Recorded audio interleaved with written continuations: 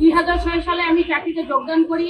2008 সালে আমার চাকরিটি কনফার্ম হয় এবং 2010 সালের 18 ফেব্রুয়ারি কোনো প্রকার কারণ ছাড়াই আমাকে চাকরিচ্যুত করা হয়। এখানে শুধু আমাকে না, এখানে আমরা প্রায় 128 জন আছি। এই 128 জন ব্যক্তিকে কোনো প্রকার কারণ ছাড়া, কোনো প্রকার নোটিশ ছাড়াই আগের দিন আমরা অফিস করে বাড়ি গিয়েছি, পরের দিন সকাল 9টার সময় আমাদের কাছে চিঠি ধরাই দিল যে তোমাদের চাকরি নাই। কেন চাকরি নাই?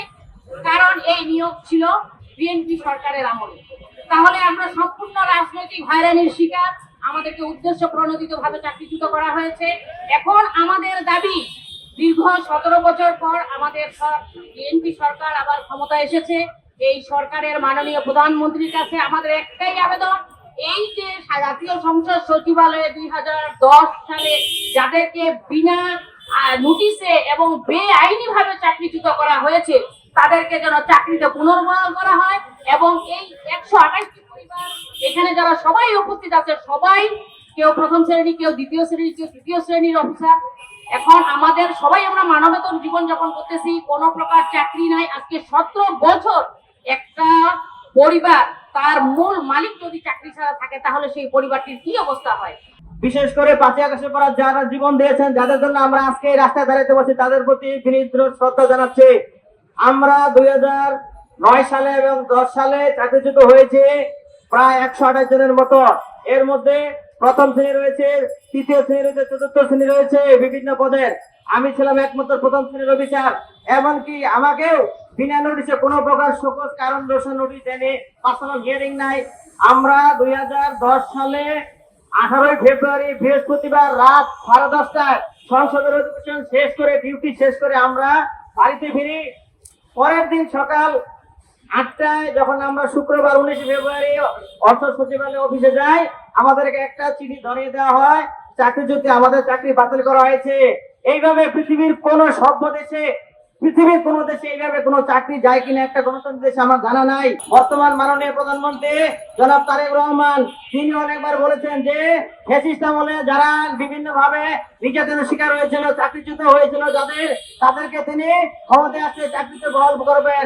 কিন্তু আমরা 2 সপ্তাহ চলে গেল, আমাদের এই ব্যাপারে কোনো ধরনের আশ্বাস দেওয়া হয় নাই।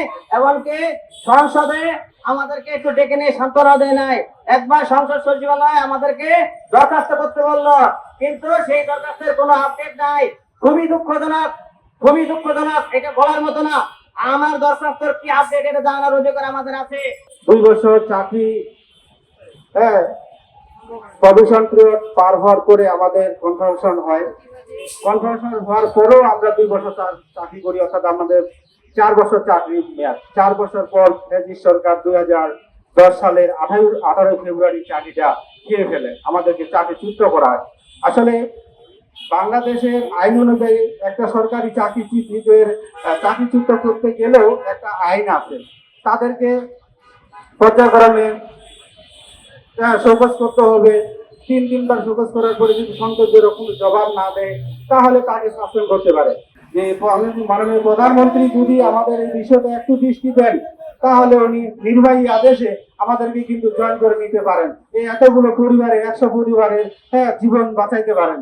না হলে আমাদের এই পরিবারগুলো হয়তো শেষ হয়ে যাবে, ধ্বংস হয়ে যাবে। আমরা আমাদের বাচ্চাদের সেভাবে প্রতিষ্ঠিত করতে পারবো না। গ্রামের কোনো স্কুলে একটা পড়াইতে গেলে একটা মিনিমাম খরচ আছে, আমরা সেই খরচটা এখন পর্যন্ত দিতে পারতেছি না। তাই সাংবাদিক ভাই বোনেরা, আপনাদের মাধ্যমে আমি প্রধানমন্ত্রীকে বলতে চাই, আমাদের এই চাকরিগুলো আপনারা